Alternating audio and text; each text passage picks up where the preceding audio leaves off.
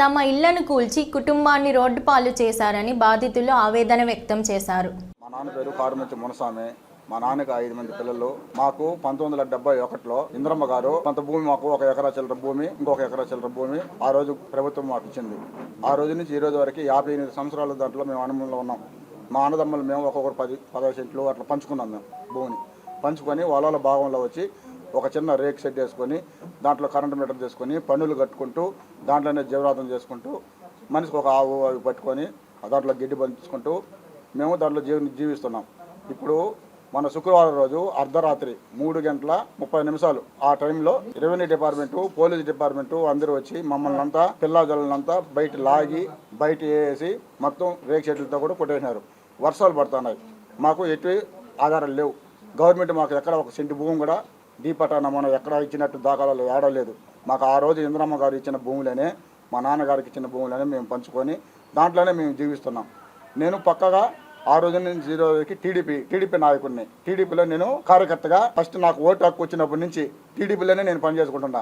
అదే కూటమి గవర్నమెంట్లో నాకు అన్యాయం జరిగింది. అదే వైసీపీ గవర్నమెంట్లో కూడా నన్ను ఎవరు టచ్ చేయాల. అంతకుముందు టీడీపీ గవర్నమెంట్లో నన్ను ఎవరు టచ్ చేయాల. నేను టీడీపీలోనే పనిచేస్తున్నాను. ఈ రోజుకి టీడీపీ కార్యకర్తను నేను. కూటమి గవర్నమెంట్లో ఈ రోజు కొంతమంది నాయకులు పెద్ద తలలు మా భూమిని కబ్జా చేసి మమ్మల్ని అందరినీ తరిమి మా భూమిని కబ్జా చేయాలని ప్లానింగ్ తో రెవెన్యూ డిపార్ట్మెంట్ ను ఉపయోగించుకొని మమ్మల్ని ఈ విధంగా రాత్రిలో ఇబ్బంది పెడుతున్నారు సార్. కాబట్టి మీరే మాకు మీ మీడియా వారి మమ్మల్ని కాపాడవాలని మిమ్మల్ని కోరుకుంటున్నాం సార్. మా మామయ్యకి 5 మంది కొడుకులు, ఒక కూతురు సార్. మేము కాపురానికి వచ్చి 20 ఏళ్ళు అవుతుంది. మా పెళ్లిలో 20 ఏళ్ళు అవుతుంది. ఆ భూమిలో కాపురం ఉండి మా మామయ్య 50 ఏళ్ళు అవుతుంది సార్. ఇప్పటి వరకు కూడా ఆ భూమిని వదులుకొని మేము ఎక్కడికి పోలేదు. దాన్ని నమ్ముకొని బతుకుంటున్నాము. కనీసం ఆఖరికి నీళ్ళు లేకుండా, మాకు టయానికి ఫుడ్ కూడా లేకుండా మేము ఎన్నో బాధలు పడినాము సార్. అట్టేటప్పుడు కూడా ఆ ల్యాండ్ని మేము వదులుకోలేదు. మా పిల్లల్ని పెట్టుకొని అక్కడ బాధలు పడుతూనే ఉన్నాం. ఇప్పటి వరకు కూడా ఏదో రోజు కూలి సార్. నా భర్త కానీ మేము కానీ మా పిల్లల్ని ఇళ్ళ కాడ వదిలేసి మేము కూలి పనులు చేసుకొని 1 పూట తిని 2 పూటలు పస్తుండి ఇల్లులు కట్టుకున్నాం. దానికో అది ఇల్లులు కట్టుకుని చూసి ఓరవలేక కొంతమంది మమ్మల్ని తీసి బయట వేసి 3:30 గంటలకు వచ్చినారు సార్. నైట్ 3 గంటలు 30 వచ్చి మమ్మల్ని లాగి బయట వేసి, మా పిల్లల్ని లాగి బయట వేసి, అడ్డం వచ్చిన వాళ్ళ మీద తోయేసి మా దగ్గర ఫోన్లు పెట్టుకునేసినారు సార్. స్టార్టింగ్ ఫోన్ పెట్టుకొని స్విచ్ ఆఫ్ చేసినారు. మేము ఎవరు ఫోన్ చేసుకున్నాను కూడా లేదు. స్విచ్ ఆఫ్ చేసి మమ్మల్ని అందరూ బయట లాగేసి మొత్తం దొల్లిచ్చేసినారు సార్. వాళ్ళ కాళ్ళ గడసలు పట్టుకున్నా కూడా వాళ్ళు వదలలేదు సార్. ఇదే సార్ మీరు చేసే గవర్నమెంట్ మాకు న్యాయము? ఇదేనా? మిమ్మల్ని ఓట్లేసి గెలిపించుకునింది ఎందుకు సార్? మాకు న్యాయం చేస్తారనే కదా. మీరు గెలిచినా కూడా మాకు న్యాయం జరగలేదంటే ఇంక మాకు ఎక్కడ జరుగుతుంది? నాకు 5 మంది కొడుకులు, 1 కూతురు, 6 మంది.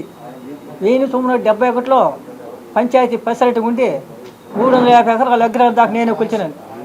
పెద్దగా కొలిచినాను. నాకు 2 ఎకరాలు ఇచ్చినారు. ఆ 2 ఎకరాలు సాగు చేసుకుంటూ ఆ రోజు ఈ రోజు వరకు పిల్లలు సాగుకుంటూ ఉన్నాం. మళ్ళీ వచ్చి రెవెన్యూలు వచ్చి 3:30 గంట టైం మా ఇల్లు దోచేసారు. 2 ఇండ్లు కట్టి 2 నెలలు అయింది. 3 ఇండ్లు కట్టి 20 ఏళ్ళు అయింది. 20 ఏళ్ళు కట్టిన రూములు తోచేసినారు. 20 ఏళ్ళు కట్టిన రూములు తోచేసినారు. 2 నెలలు అయింది ఇల్లు కట్టి. ఆ 2 ఇళ్ళు కొత్త ఇల్లు తోచేసినారు. 5 ఇండ్లు 5 పదులు 50 లక్షల రూపాయలు నష్టం సార్. నాకు కూలి చేసుకుని బతికి కూలి చేసి కట్టుకున్నాను సార్ ఇండ్లు.